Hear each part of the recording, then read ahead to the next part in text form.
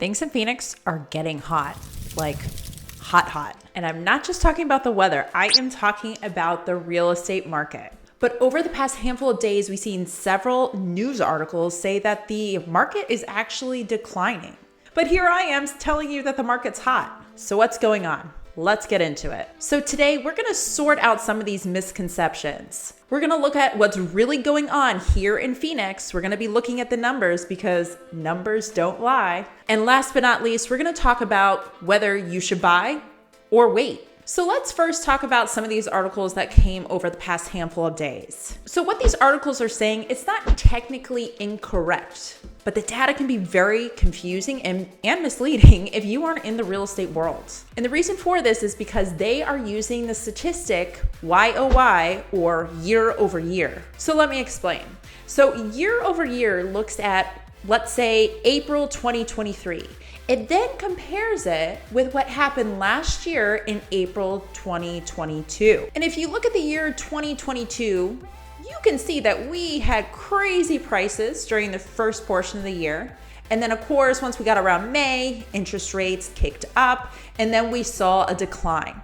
This is old news, everyone knows it, but the year over year statistic is highlighting the decline that we had in the fall. So even going back to December, we already knew the decline had happened. So we were anticipating our year over year statistic was going to show decline way into the beginning of this year. We're probably gonna continue to see some sort of decline in the next month or two as well. So in short, this isn't news. This is just highlighting something that we've known has been going on for quite some time. So although this stat, YOY, has its purpose, like tracking long-term changes, accounting for the effects of seasonality, it's not the most useful tool in figuring out what's going on today in our market. So what is going on here in Phoenix? Like I said before, things are hot. And we have seen the median sales price continually increase during the course of 2023. But does that necessarily mean we're gonna continue to see home prices increase, or could we see some sort of decline? So in order to answer this, of course, we have to look at supply and demand. So supply is incredibly low, the lowest it's been in 23 years. So the amount of homes on the market is dropping 41 each day. And when we look at that more median price bracket, 300 to 600K, we're actually losing 31 houses off the market a day in this price bracket. So demand was also very low during the course of the end of last year, but buyers just must be accepting our mortgage rates where they're at now, because over the past couple months, we've seen demand slowly increase week after week. So if demand starts to increase and supply continually decreases, do you know what that means? A hot market. So the Cromford report actually has a market index for Phoenix that considers how hot of a market we have when you look at supply and demand. So we can see right here, the market index is slightly above 150, and anything above 110 is considered a seller's market. Now, if you look at this graph here, you can see back in December, we were in more of a neutral market, and we've consistently have climbed into more of a seller's market over the past couple months. Okay, so it's not near as extreme as what we saw in 22, but it is getting more competitive out there for buyers. Okay, so how can we figure out what's going on, how difficult it really is to get a home in today's market?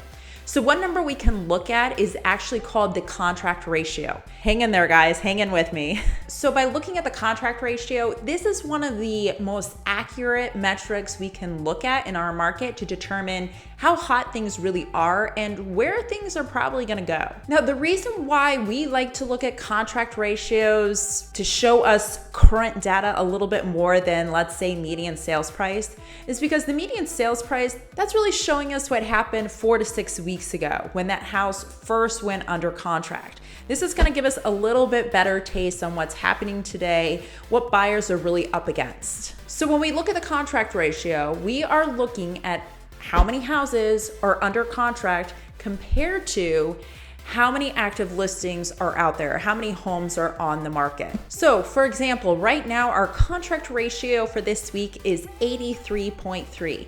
So that's telling us for every 100 houses that are for sale, we currently have 83 that's under contract. So this is quite high. So a warm market is considered 30 to 60. So for every 100 houses that you have actively listed, there's probably about 30 to 60 that are under contract. Anything above 60 is a pretty hot market. So we're well into a hot market. We're not in a frenzy like 2022, but it is continually getting higher. That contract ratio is continually increasing. So in this chart, you can see that contract ratio fluctuates. There's some ebb and flow with seasonality. So this next chart, I'm actually going to show you where the contract ratio has been in May the past handful of years. So when you look at May this time of year compared to prior years, okay, you can see 21 and 22, it was more of a frenzy, but we're pretty close to where we were in May 2020.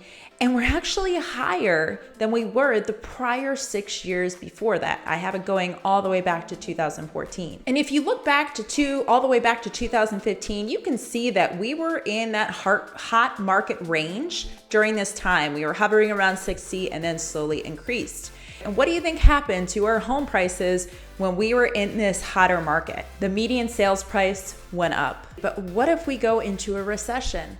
Well, I'm glad you asked. So when unemployment increases, that's usually the final straw, the National Bureau of Economic Research, to announce a recession. And just as a side note, the unemployment rate is actually quite low here in Phoenix. We actually dropped about 0.5% and we're about 3.3 right now. National average is 3.6. But just for hypothetical discussion, if we were in a recession, this doesn't necessarily equate to home prices dropping. This is very important to note. Now, historically, there have been instances in certain areas of the United States where we did have an increase in supply because people were going through some economic hardships in the midst of a recession and how to sell their home. And then as a result, the supply increased and it created a surplus of homes. But we really are in a historical state of low inventory, and we're just so far for any possibility of a surplus of properties. I can't predict where the market is going. No one can predict where the market is going.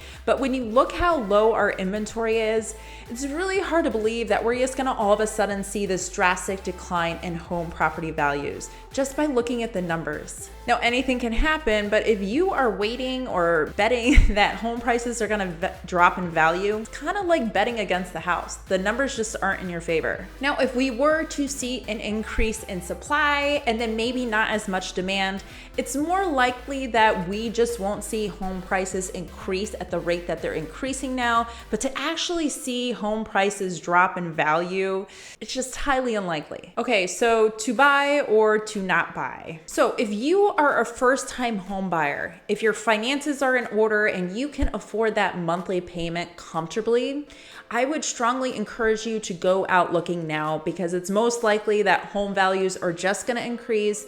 Your monthly payment is just going to increase. But affordability is a huge issue that I've talked about in other videos. So if you are going to be struggling to make that monthly payment, but take your time, do some research, and make sure you're not making a decision that's going to lead you to be house poor or really stressed to make your financial payments each month. And another note on the word recession. Now, many of us, we hear recession and our mind goes to 2008. We assume the absolute worst. What goes up must come down, and whoever owns a property is going to crash and burn. But this is just not the case. Ebb and flow, ups and downs are part of a healthy market. And when we look at last year, we can see that things skyrocketed in the beginning of 2022, and then there was a decline. We did have a correction, and we probably needed that correction, or we'd be even in a worse state of affordability. But the key thing to remember is you want to be able to hold on to that property